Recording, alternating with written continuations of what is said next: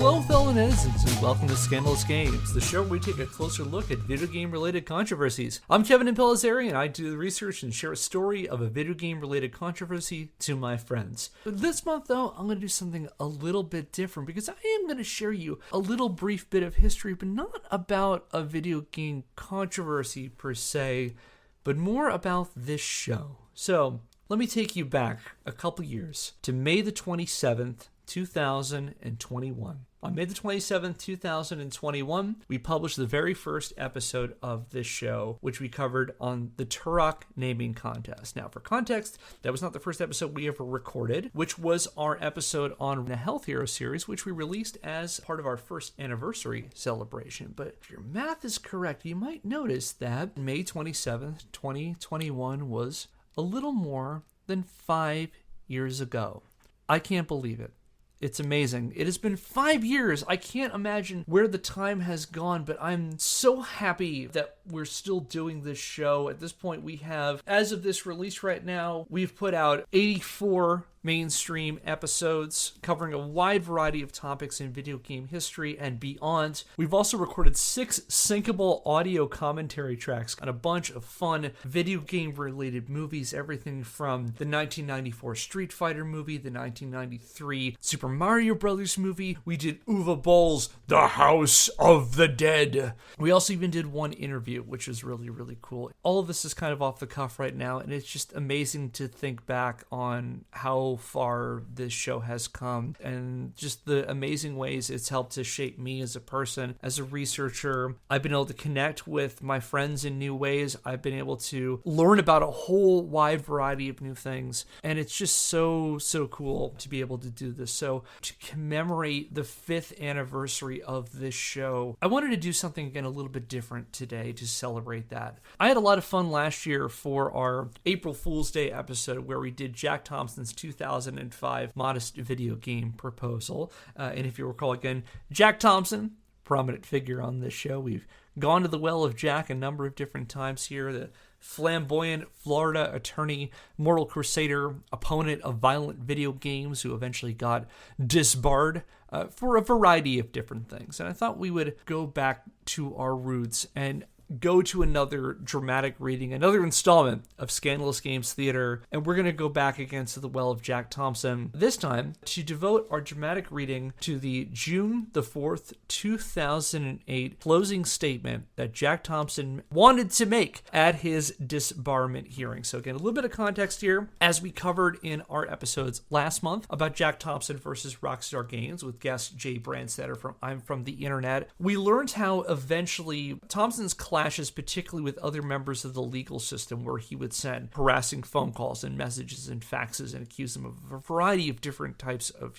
actual crimes that eventually led to him going before the Florida Bar Association and the Florida Supreme Court over whether or not he needed to be disbarred. Now, we eventually know how that story turned out. On July the 9th, 2008, Jack Thompson is officially permanently disbarred for a number of different reasons that we won't go into here, but Thompson was defiant. Thompson was defiant throughout the entirety of the proceedings. He sent hundreds of messages, for example, to the presiding judge, member of the Florida State Supreme Court named Dava Tunis. And he sent constant messages and correspondence, even to the point where numerous times Judge Tunis had to tell him to stop, to say nothing of the numerous instances where she had to tell Thompson in his proceedings to compose himself. And the reason I know that is because his disbarment records are public, and I will include a link in the description to some of the exploits that occurred during those proceedings. So again, bringing us back to June the 4th, 2008, on the last official day of the hearings.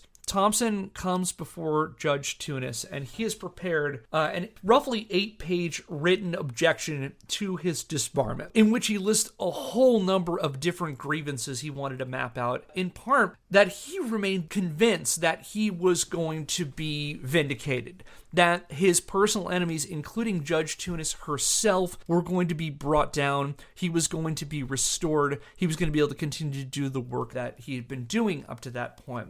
Because he saw himself as a victim through all of this. And so he prepares this statement. He had printed out numerous copies of it. And Judge Tunis said to him, no. She would not let him read this thing aloud. Thompson, of course, did not take this very well. When he was told that he could not read this in court, he submitted it into the record. And by submitted it into the record, I mean he took those photocopies of it that he had prepared and just started handing them to random people in the court, including handing one to the court reporter. He handed one to a reporter for the Daily Business Review, as well as a number of other people. The funniest one was one of them who would not take it from his hand, and Thompson literally just dropped it into his lap when he refused to take it from him, after which Thompson stormed out of his hearing, out of his disbarment hearing.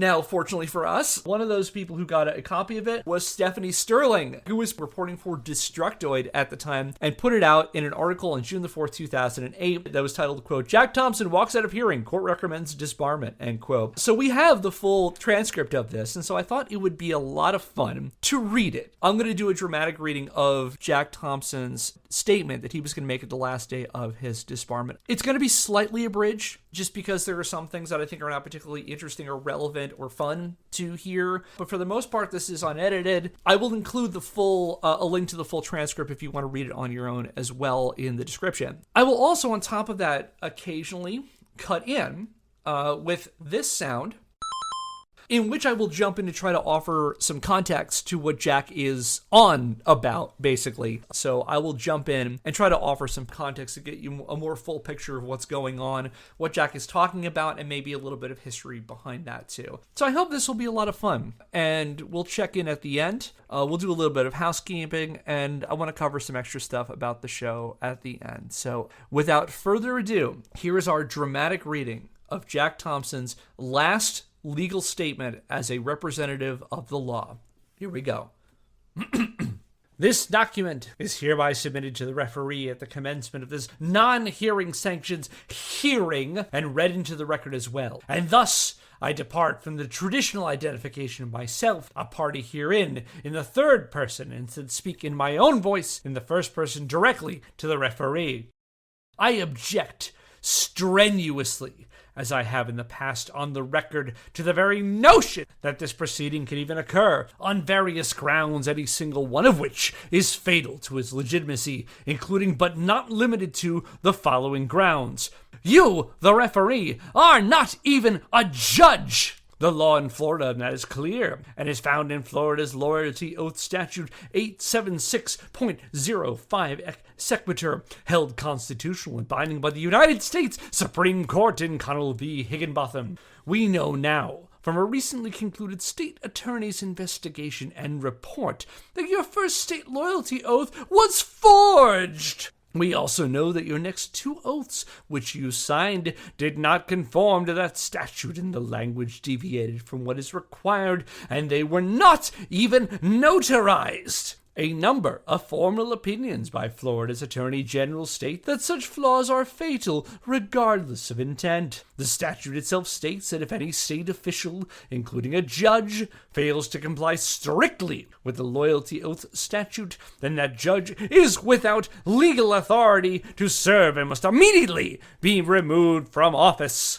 I will accomplish your removal from office in the days and weeks ahead, as the litigation that will achieve that has already been filed by me in Miami-Dade Circuit Court, the Supreme Court of Florida, which you, the referee, think is your ally in what you are doing here, has ruled that your loyalty oath screw-up is fatal. As Richard Nixon found, the cover-up is worse than the initial law-breaking.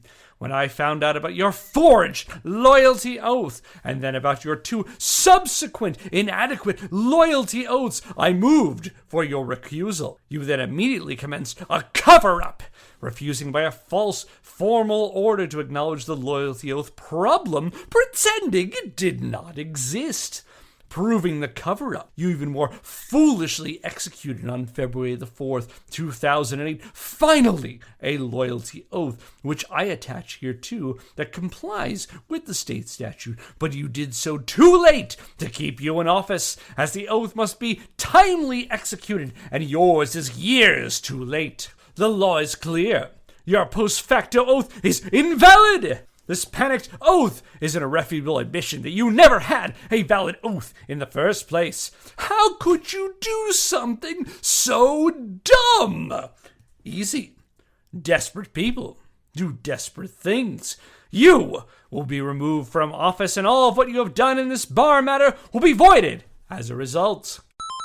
All right, I'm going to put my first pause in here. I did not do any digging into this. Again, I am pretty upfront about the fact that I'm not a legal expert of any kind, but this is a real bold attempt by Jack Thompson here, a wild gambit, if you will, to basically say that Judge Davitunis, who's overseeing his disbarment, cannot disbar him because she's not actually a real judge. Like, that's galaxy brain thinking. It's not something that I would have considered. Again, I'm not really going to dive into much detail about the veracity of this claim. I feel like it's not really worth addressing, and I'm far from an expert. Maybe some legal experts can offer me some context on this. Scandalous Games podcast at gmail.com. Anyway, back to Jack. Secondly, we know now that 6 of the 7 Florida Supreme Court justices never executed valid state loyalty oaths. I have proven that, as has Florida and Washington, D.C. lawyer Montgomery Blair Sibley,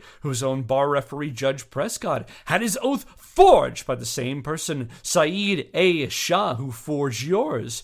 What a coincidence. The Florida Supreme Court entered its order seeking to deny me my right to represent myself before it on this disciplinary matter when I alerted the court to its loyalty oath problem. They, too, in a panic, executed too late, post facto, wholly ineffectual loyalty oaths after the whistle was blown on them.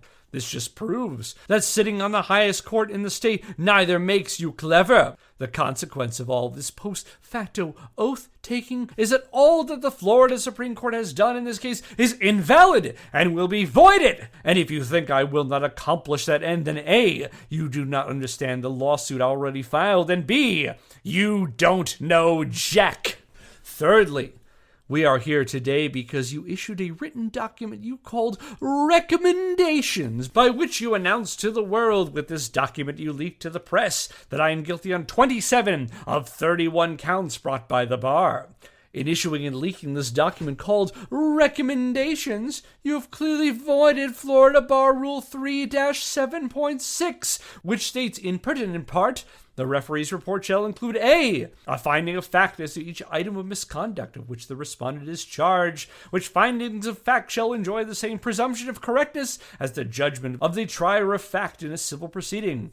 B, recommendations as to whether the respondent should be found guilty of misconduct justifying disciplinary measures. C, recommendations as to the disciplinary measures to be applied. English is the greatest of all languages. It allows its users to be very precise. Any rational person conversant in English understands, upon reading Rule 3-7.6, that the document containing findings of guilt must also contain findings of fact as to what I am guilty of. Your recommendations have absolutely no findings of fact, and yet we are here today on that invalid document. There is absolutely no provision in our bar rules for a document called recommendations devoid of such findings of fact. You and the bar have made it up. You and the bar have made a lot of things up in the last 4 years, and this is just your latest. From the day this bar effort began 4 years ago, and in which you, the referee, have become ensnared. Although you have certainly warmed to the recruitment, I have been asking for a document that informs me of what I have done to violate the rules. 4 years later, I still have no such document and no notice and thus no due process by virtue of that failure. You couldn't even come up with it in your recommendations. This is a game of hide-and-seek, referee Tunis, which you cannot win. Probably worthwhile to cut in one more time about Jack saying that there's no evidence of misconduct or that he violated bar rules. I'm not going to litigate that because the Florida Bar Association already did that. But going into the summary of proceedings, which is at the beginning of his disbarment ruling, which I will leave in the notes, the Florida Bar Association noted that in terms of evidence brought against Jack Thompson, the Florida State Supreme Court received over 5,900 pages of evidence. This is pulled right from the summary proceedings, right at the beginning of his disbarment ruling, saying, quote, "This proceeding involves 5 separate and distinct cases alleging 31 violations of specified disciplinary rules and conduct occurring over a period of 3.5 years. The portion of the record consisting of transcripts and exhibits and evidence totals approximately 5,900 pages. This is entirely exclusive of the many hundreds and perhaps more of documents received by the court during the past 18 months of litigation that will likewise be forwarded as part of the record." Thus, this court recognizes this to be atypically detailed and extensive report of referee. However, by virtue of the number of separate complaints and rule violations alleged, the period of time involved and the volume of evidence presented, which spans over 2 decades, such a report is considered warranted, end quote. So, according to the Florida Bar Association, it's not that Jack Thompson had no evidence presented against him. It was quite the opposite. He just had way too much evidence presented against him. And so I just thought that it was worthwhile offering a little bit of context there from his actual disbarment of whether or not Jack Thompson actually had findings of fact ruled against him and his, I guess, selective memory about that. Anyway, back to Jack. "I have said it before, and I will say it again to you, and of course you will not listen, but the record must be made clear. You can't charge a lawyer, and you can't charge a rapist with anything, unless you tell him in the charging document with specificity, with facts alleged, what he has done. We went into the trial here in November 2007 with no specific charges. The bar said, here are the rules you violated, here are the documents, you figure it out. At the trial, there was absolutely no evidence, no facts put forth that I violated any of these bar rules. My favorite testimony, if you want to call it that, which highlights the problem of not telling an accused what he has done wrong, was from Alabama Judge James Moore, who admitted under oath that I did not withhold any of my colorful disciplinary history from him, as blank Rome alleged, but that in fact I gave him more facts than I was required to give. My sin was that I did not tell him how serious were my bar sins. I didn't even have to tell him. I was merely reprimanded by the bar in 1992 for trying to protect my family from death threats. Because I did not characterize my sins as far more serious than the Florida bar itself did when I provided him all the facts, he said that I had not seen the whole picture. Believe me, I see the whole picture. I am to be punished for telling the truth because I pose a threat to this white judge who put this black teen on death row in Alabama. That's the whole picture. All right, jumping in here again, because this definitely requires a little bit of background context before I address exactly what Jack is talking about here. So this is in reference to the Devin Moore case. So we covered this in our 2-part series on Jack Thompson way back when we started this show. So I'm going to give you a brief overview of what happened here. So on June the 2nd, 2003, around 3 a.m., police found an 18-year-old boy named Devin Moore asleep in a car in Fayette, Alabama. The car had been reported stolen, and they brought him into the police station under suspicion that he had stolen the car. They also tried to link him to a burglary of a dry cleaners that had happened several days before. So it sounds like there's a certain level of maybe profiling going on in here. But while Moore is being fingerprinted, he grabbed the pistol of Officer Arnold Strickland and he opened fire. He shot and killed Strickland along with another officer named James Crump, as well as a police dispatcher who was there named Leslie Ace Mealer. Then he stole a squad car and he escaped. And he was arrested several hours later in Columbus, Mississippi. He was about an hour away from Fayette, Alabama. At trial, Moore's court-appointed attorney attempted to argue that when he committed the shooting that he was in what he called a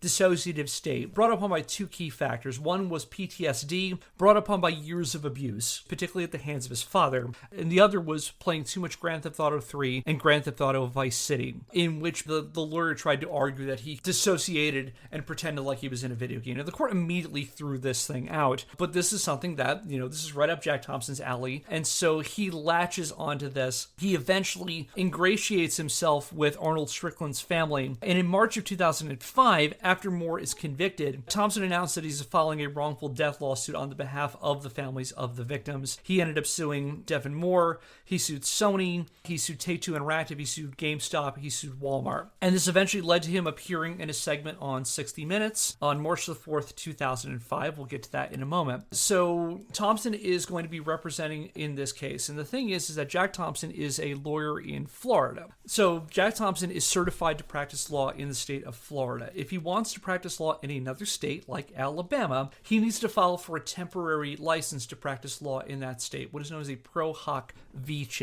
Thompson files for the pro hoc vice, and per Alabama bar requirements, Thompson needed to disclose that he had a disciplinary history in order to gain a temporary license. So there's a question in it that asks, do they have a disciplinary history? When he was asked if he was the previous subject of a disbarment proceeding or suspension, he says no, aside from receiving a public reprimand in Florida after he contacted a radio station executive alleging the station's on-air personality, who I've got to assume is Miami shock jock Neil Rogers, again check out our previous episodes, encourages listeners to send harassing messages and death threats to Thompson and his family. So he is arguing that he got reprimanded because Neil Rogers' people were sending threats to him. However, he failed to note when he filed for the pro hoc vice that he failed to note pleading guilty in 1992 to professional misconduct, including about 4 years worth of harassment against his personal legal enemies. And again, check out our previous episodes for more on that. And he was also actively involved in harassing his legal opponents leading up to the wrongful death case that involves Devin Moore. Leading up to the case, Thompson sent constant messages, faxes, phone calls, emails,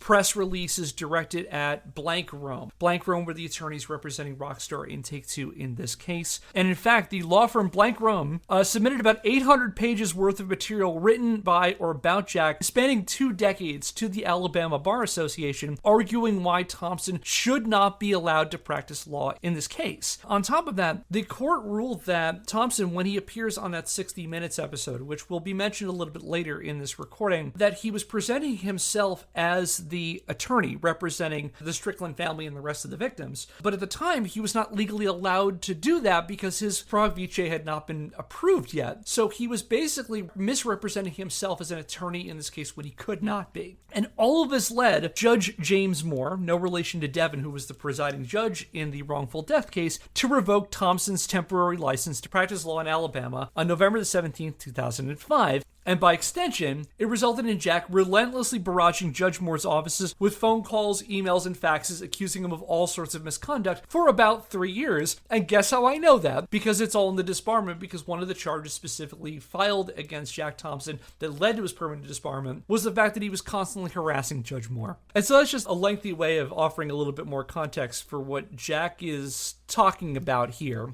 And with that, let's get back to Jack. I am also to be punished, you have concluded, for going on 60 Minutes and warning the American people like Paul Revere that, inspired by video games, the murders are coming. And they have come. I am to be punished for trying to save lives over the objection of Blank Rome, which gives more money to the Bush family than any other law firm in the world. This is the Bush family that put you on this bench and whom you have protected by refusing to give me a subpoena that puts Jeb Bush under oath about his personal financial relationship with the 2 law firms that are behind all of these bar complaints, 2 Cardenas and Blank Rome. You are Jeb Bush's protector and shield from Jack Thompson, and you have discharged your sordid task in that regard effectively.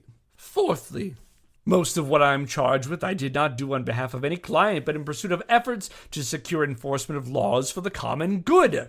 The Florida Supreme Court ruled, again in English so that any rational person can understand, in Florida Bar v. Brake, that a lawyer cannot violate Rule 4-8.2 unless he is engaged in the practice of law on behalf of a client.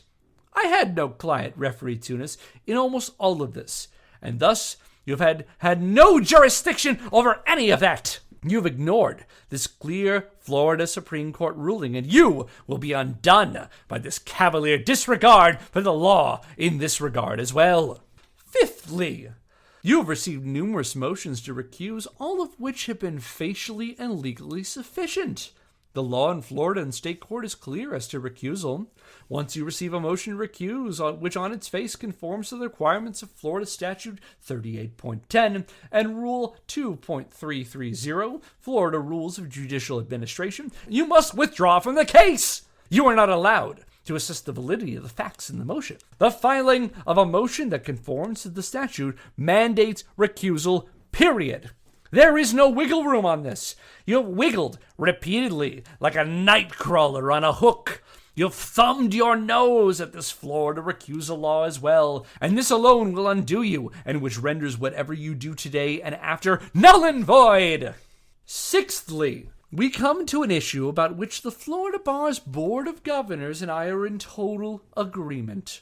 The governors have come up with a new rule that before judges can serve as referees in bar matters, they must be trained as to how to discharge these specialized duties of a referee. In the other bar case you had, Arthur Thiele was respondent, and he solved your problem by killing himself in the lobby of the Miami Herald. I am not giving you that out.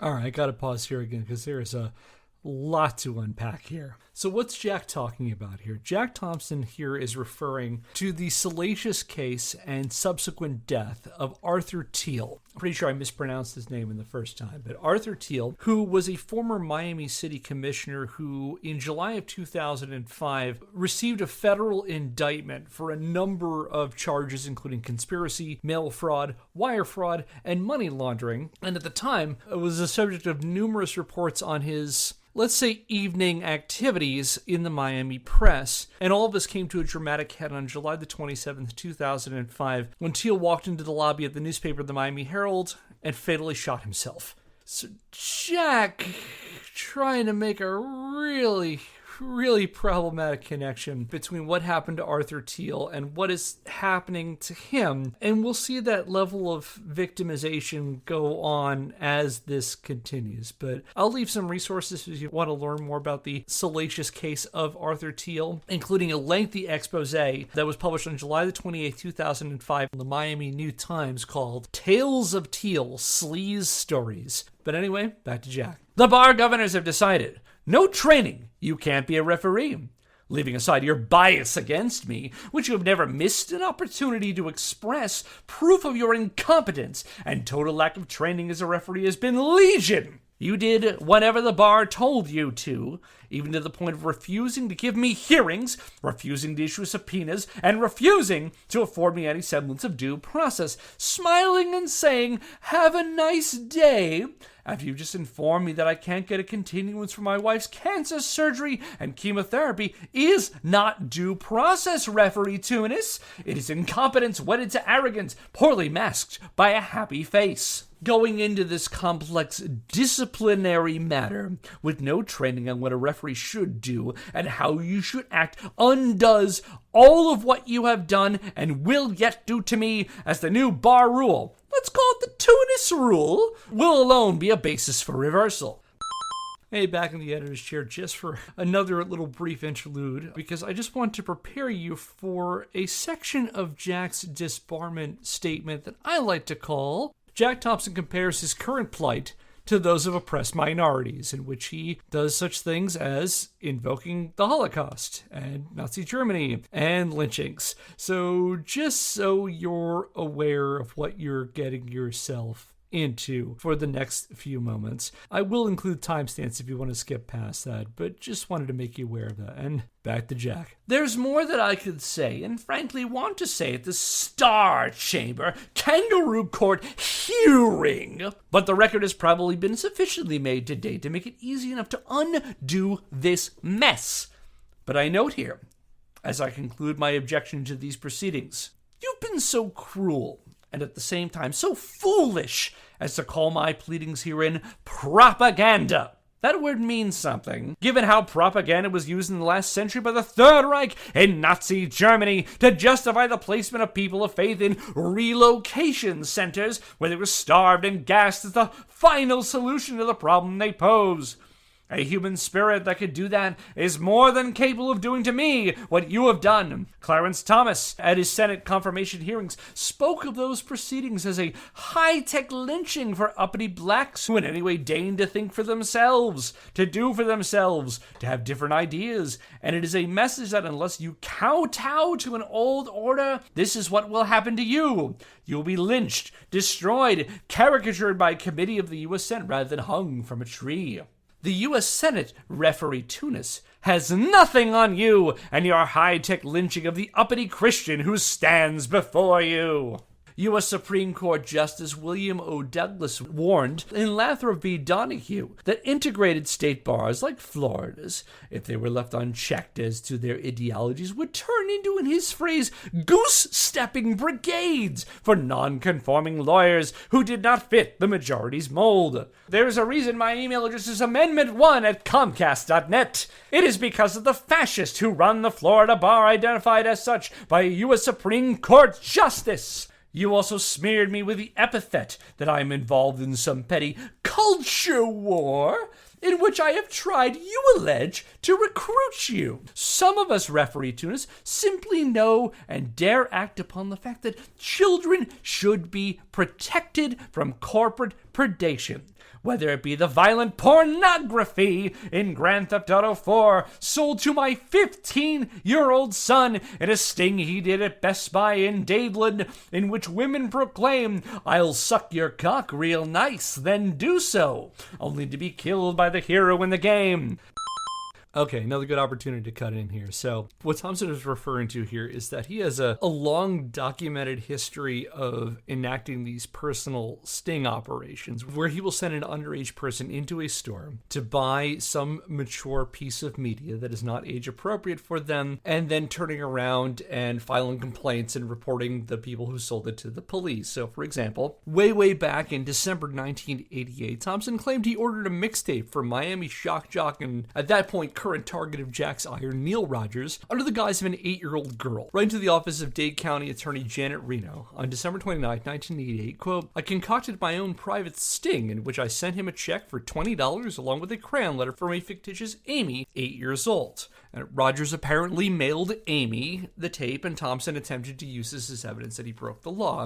A few years later, in 1990, at this point he is warring with Two Live Crew and their album As Nasty As They Wanna Be, and he employed a 16-year-old boy, who's 16-year-old boy, I don't know, to enter several Miami record shops and buy copies of the album, as well as the single Me So Horny. And Jack then called the police and filed complaints against any shop who sold the copy to this, again, 16-year-old boy that he found. Now, by the time it came to video games in the 2000s, he had started turning these into father-son affairs, engaging in several sting operations where he sent his then underage son to buy copies of various M-rated video games and then filed complaints against the sellers. So, for example, he pulled this stunt with several of the Grand Theft Auto games, including GTA Vice City and GTA San Andreas. In September 2007, Thompson reported to the tech news site Engadget that his then 15-year-old son had successfully purchased a copy of BioShock, again, M-rated game, from a local Best Buy, after which Thompson demanded Best Buy fire the store's manager and the sales associate with the, quote, "piercing through her right eyebrow," end quote, who sold his son the game, closing his message to Engadget, quote, "The entire video game age rating system is a fraud perpetrated upon American families from sea to shining sea," end quote. So that's just a little bit of context of what Jack is talking about here, and I'll include some links in the description. And with that, back to Jack.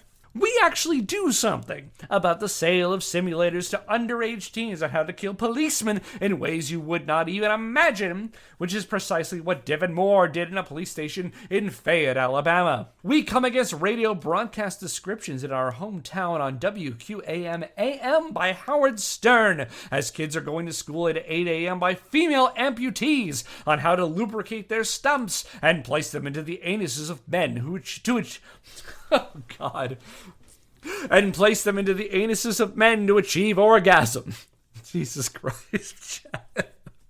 Those of us who have done something about this do not want you in what you derisively call a culture war any more than we would want Frank Fooster to run a daycare center. I represented Ilyana Fooster in her divorce from Frank Fooster, and she knows more about what I have been trying to do and why I've been trying to do it over the past 20 years than you even care to know, and yet which you mock. It is you and the bar's culture war on me and upon people of faith that indicts you, not me.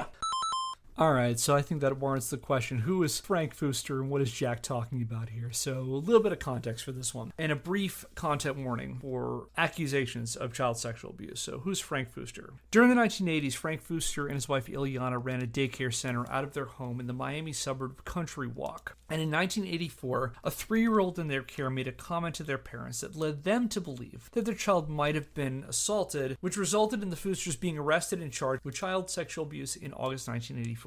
The Dade County Attorney's Office led the investigation, which involved lengthy interviews with over 20 children who shared horrific accounts of abuse that even included animal mutilation and satanic rituals. And later, critics accused investigators of engaging in coercive tactics and leading questions with the children in a manner that's very similar to the infamous McMartin preschool scandal, in which the operators of a California preschool were accused of satanic ritual abuse on the back of similar interrogation tactics, which eventually led to the longest and most expensive trial in U.S. history and 0 convictions in what is generally recognized now as a salacious witch hunt and part of a larger panic over such things that's known collectively as the Satanic Panic. And if you want more on that, check out our series on Bothered About Dungeons and Dragons for just a little bit about that. Now back to the Foosters. The two denied the allegations. However, the Dade County Attorney's Office eventually pressured Ileana into confessing and testifying against her husband, who was later convicted and sentenced to 165 years in prison. However, it's worth mentioning that Ileana later accused the Dade County Attorney's Office of pressuring her to confess and testify against her husband by subjecting her to prolonged periods of physical and psychological abuse. These included dousing her in icy showers, leaving her in a cell naked, and placing her in long periods of solitary confinement, and barraging her with evaluations until she eventually called upon memories that had been allegedly repressed to say that not only had she participated in the abuse, but that she'd been abused herself. So what does all this have to do with Jack Thompson then? So we briefly covered in our first 2-part series on Thompson that Jack viewed the Fooster case as his personal origin story as a moral crusader. As Thompson claims, his time working as an attorney for Ileana during her divorce of Frank in 1985 inspired him to take on obscenity in the media in the first place, later recalling in an interview with the Los Angeles Times published on June the 18th, 1990, quote, "Her case touched my heart because this woman's life and everyone it touched was shattered. When I started researching the problem of sexual abuse, I found that one of the causes for it was obscenity, particularly obscenity that portrays people who are sexually abused as enjoying that abuse." So for Jack, this is a key moment that eventually sets him on this very, very long path that ends up to this statement, to him getting permanently disbarred. I'll include some resources about the Fooster case in the notes, and back to Jack. "The preamble to your and my bar rules, Referee Tunis, prohibits the bringing of bar complaints by opposing parties and counsel as a means of collateral attack.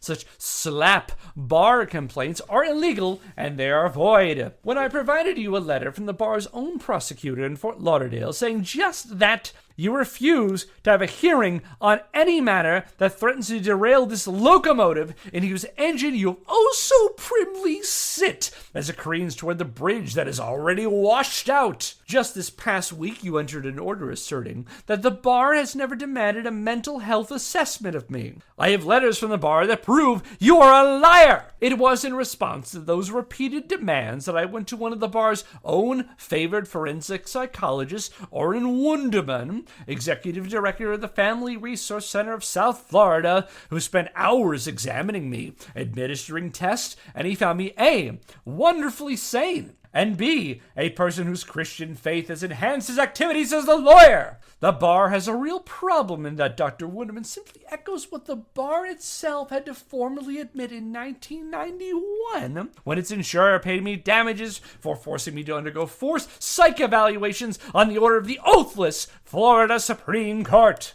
The bar then formally found my actions stem from my religious faith and has never gotten over being bested at its own game. The latest installment of this anti-Christian persecution is simply payback by the bar, and you have allowed yourself to become part of it."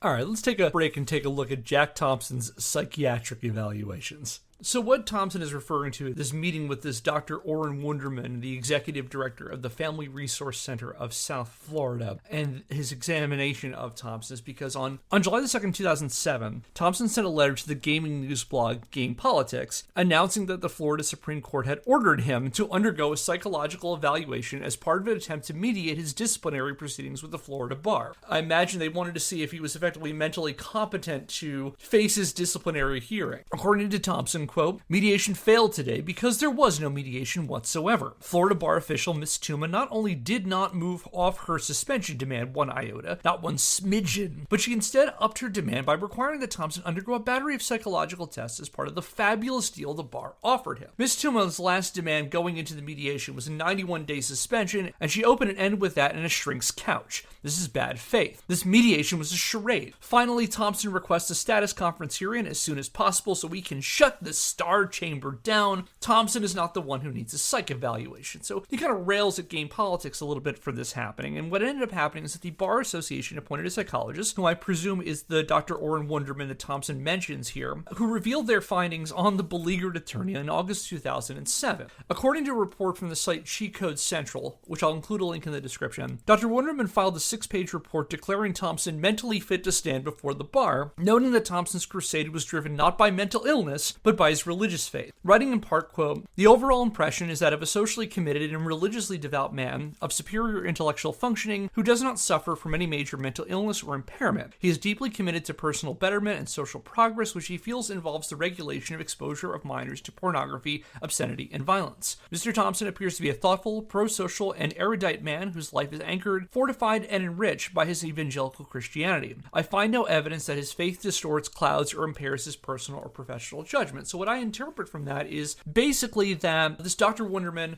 met with Thompson, did not see him as mentally ill, saw his driving things, again, not some sort of, again, treatable mental health condition, but more his religious faith. And Thompson is basically saying that, well, that shows that my religious convictions are what is driving this, as opposed to anything else. Thompson is also referring to that during the 1990s, he also, because when he was also, again, under disciplinary investigation in the early 1990s, he did have to meet with a psychologist and undergo a psychiatric evaluation. And he used to brag that he was, in his words, the only certified sane lawyer in the state of Florida. And according to Thompson, he, as he mentions here, he also filed for damages and won against the Florida bar. I've never been able to confirm whether or not that is accurate, but he takes here that basically this bar investigation in 2007, 2008 is basically part of like a long game that the Bar Association has been trying to get revenge on Thompson since the 1990s. So that's what he's talking about here. So yeah, a little bit about Jack Thompson's mental state right there, and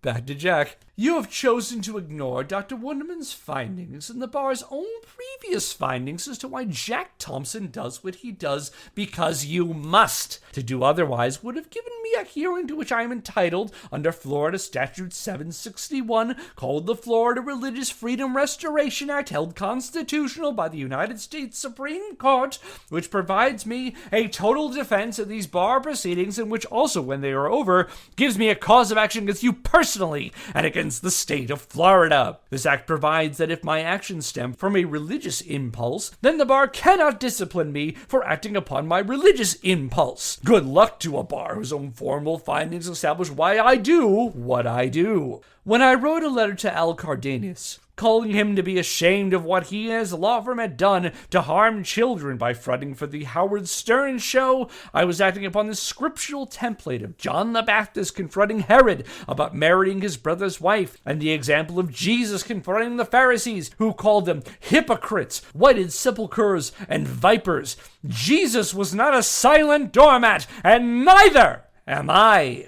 This Florida Religious Freedom Restoration Act, which you arrogantly chose to pretend does not exist, and on which you would not give me a hearing as to my defense thereunder, has been found to protect, as a religious practice, the consumption of peyote, because there is a religious sect that makes doing so a sacrament. You cannot be serious, Referee Tunis, if you think that a jury will not look at what you have done to me for what I have done in the name of Jesus Christ, and not be appalled at your discrimination against this uppity Christian propagandist whom you smear as a mere culture warrior. Finally, And then I'm done with this formal objection to these legal proceedings. Over a year ago, I taught an evening class at Miami-Dade Community College on the campus a few minutes from here. When I was introduced by the professor as the man who got Howard Stern off terrestrial radio, which Stern himself admits, and despite the bar complaints of two Cardenas and other porn lawyers made at the time, all of the African-American women in that classroom gave me an ovation. They get it. They understand the racism and the misogyny by Stern targeting them.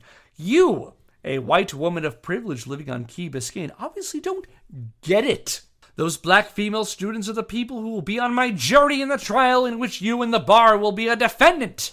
I do what I do for them, and not for you, not for the ultra-liberal extremists on the Board of Governors like Steve Shakin, my actual designated reviewer who publicly states that lawyers like Jack Thompson, who oppose gay adoption, are, quote, enemies of the bar and outside the core values of the bar. My other designated reviewer was Ben Kahane, to the left of Stalin, ideologically, who is an operative for the ACLU, which national organization has targeted me for years. Kahane is now under federal indictment for money laundering, and you obstructionists sitting illegally on that bench would not issue a subpoena to allow me to depose him.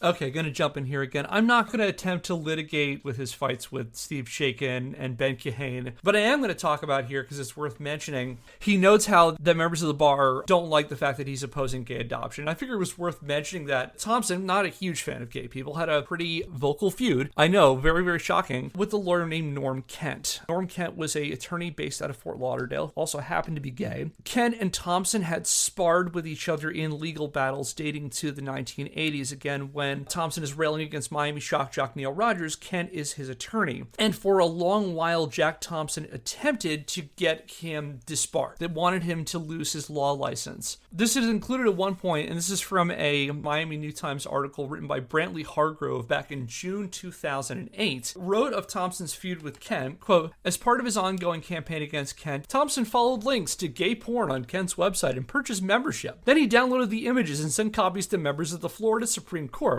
Soon he was warned that if the inappropriate filings continued, sanctions would follow, but he didn't stop, end quote. So yeah, Jack trying to get a gay lawyer disbarred by sending the Florida Supreme Court a lot of gay porn. I thought that was a funny little anecdote to mention. I will include a link to that article in the description, which also includes a whole bunch of other personal fights that Thompson had against opponents in Florida. And with that, back to Jack. In that single act of ministerial arrogance, you violated an inconceivable notion of due process under our Constitution. In doing so, you embarrass the bench more than any words I can write about Judge Ron Friedman.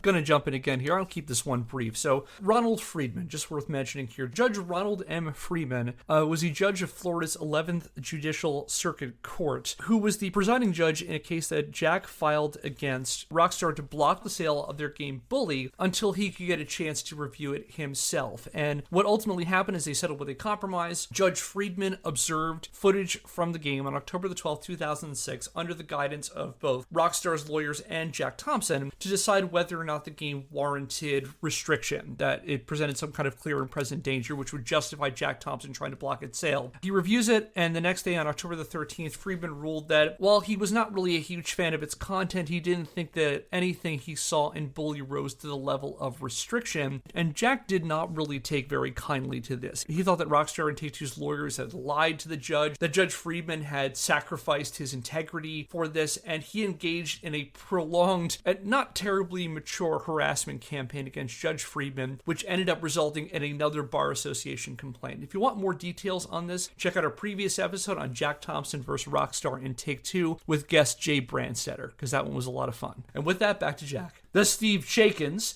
and the Ben Cohanes who have hijacked this bar and have hijacked you, the referee, are the ones who have fashioned Justice Douglas's goose-stepping brigades that will undo both you and the bar. I have put up with your serial breaches of Florida laws, of the canons of judicial conduct, of the Constitution, and of common decency for a year and a half now. When this is done, And when you recommend my disbarment, and when the Supreme Court does disbar me, as I'm presently bound and gagged and unable to represent myself before them in this matter, even though I now have a client whom I represent before them in that very same court, the tables will be turned.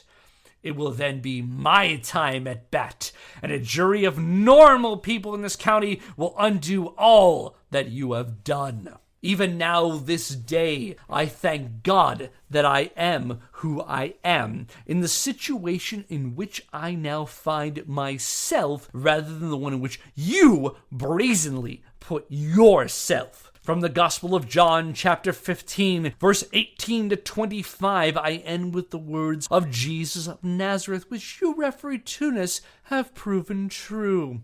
If the world hates you, keep in mind that it hated me first. If you belong to the world, it would love you as its own.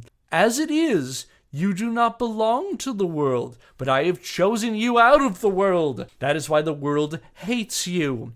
Remember the words I spoke to you. No servant is greater than his master. If they have persecuted me, they will persecute you also. If they have obeyed my teaching, they will obey yours also. They will treat you this way because of my name, for they do not know the one who sent me. If I had not come and spoken to them, they would not be guilty of sin. Now, however, they have no excuse for their sin. He who hates me hates my Father as well. If I had not done among them what no one else did, they would not be guilty of sin. But now they have seen these miracles, and yet they have hated both me and my Father. But this is to fulfill what is written in their law. They hated me without reason. Having only scratched the surface with what is wrong about these lawless proceedings and why they are illegitimate under the laws and constitution that you were supposed to take an oath to uphold, I have no choice as a matter of law but to depart from these proceedings now and not participate in them other than to object to them, which I have now done. To do otherwise, to participate in any fashion in these invalid, unauthorized, unconstitutional, vicious proceedings, waives my objection to them and in fact validates them. I will not do that because I am too good a lawyer to do that, having practiced law, Referee Tunis, in continuous good standing for 31 years, despite the efforts of the anti-Christian Florida bar that recruited you to do exactly what you have done, like a good little soldier in your own little culture war on a man who protects the children you should be protecting. Jesus said, if any of you should cause any one of these little ones to stumble, then it'd be better for you that a millstone be tied around your neck and that you be cast into the utmost depths of the sea. By perseverance and by God's grace, I have fashioned a legal millstone that I will place around your neck and the neck of the bar. Don't blame me, Referee Tunis, when you feel the water rising. You are the one who is out of touch, Miss Tunis. Senators Clinton and Obama have both warned the American people specifically of the danger posed by the Grand Theft Auto games. The blank Rome lawyers who protect this game want me disbarred because I dared to sound the alarm about Grand Theft Auto on CBS's 60 Minutes before Senators Clinton and Obama followed my lead.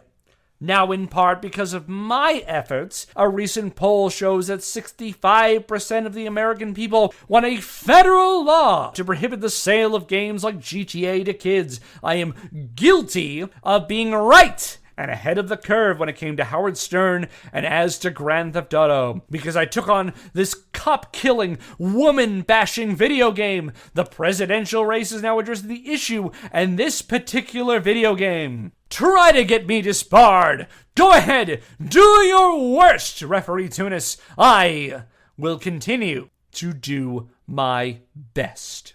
And scene. Jack ends on a defiant note that I think even he knew was futile, because on July the 9th, 2008, the Florida Supreme Court, in light of his extensive, well-documented history of defamatory and personal attacks against his legal opponents and perceived enemies, compounded by his complete and utter lack of self-reflection, remorse, or interest in changing, permanently disbarred him. This is the defiant end to Jack Thompson as an influential figure in the violent video games conversation. It brings end to our Scandalous Games theater. I wanted to thank all of you folks who have been listeners, all the people who have helped make this show possible. It's been a fun 5 years. I owe a great debt to game historian Lane Nooney over at New York University, who, during the start of the pandemic, ran a series between March 27th and May the 15th, 2020, that they called Computer History in the Age of Social Distancing, a lecture series, in which they did a series of lectures introducing game history to the public that they presented on Twitch. Now, at that point, I was freshly off defending my dissertation and was looking for ways to stay sane during the pandemic, and inspired by Lane's work, I decided to launch my own series based on the last chapter of my dissertation, where I did a deep dive looking into how the Entertainment Software Ratings Board came to be, the ESRB. And part of what I argued in my dissertation was the panic over video games that led to its creation was a culminating point of a number of different trends. It was a larger panic over violence in America. It was larger technological trends like the rise of things like FMV games and CD-ROM, as well as game companies starting to push the envelope in terms of violence with games like Mortal Kombat. And so what I did is I created a series that I streamed on YouTube between April the 10th, 2020 and May the 29th, 2020, that I called This Isn't Pac-Man Anymore, the 1993 Moral Panic Over Video Games. And I took my dissertation work as a jumping off point, and I did a whole bunch of original research for it. And I had a lot of fun doing that. I really enjoyed that. I come from a public history background and a museum background. I like making history as accessible as I can. And I started at a point talking to a bunch of my friends that we were at that point playing a whole bunch of Monster Hunter together, people who you've heard on this show, and decided to turn that into the project that was now Scandalous Games, which now we've been doing for 5 years. It's been an amazing journey. I'm so happy to have been able to do this. I feel like I have grown as a writer, I've grown as a researcher, and I feel like I've grown as a person too, having done this. And there's so many people to thank for that. All the people who helped or influenced me during my dissertation research, which led to that. The mentors and friends I've had along the way. The people who have been on this show, folks like Brian Weaver and Matt Shoemaker and Andy Hunter and Alfred Stevens, Kate Omberg, Jay Brandstetter, John Dukes. Special thanks go out to first Phil Thomas. Phil has been one of the earliest cheerleaders of this show. He looked at a lot of the early scripts. He wrote and presented one episode. He picked the theme song.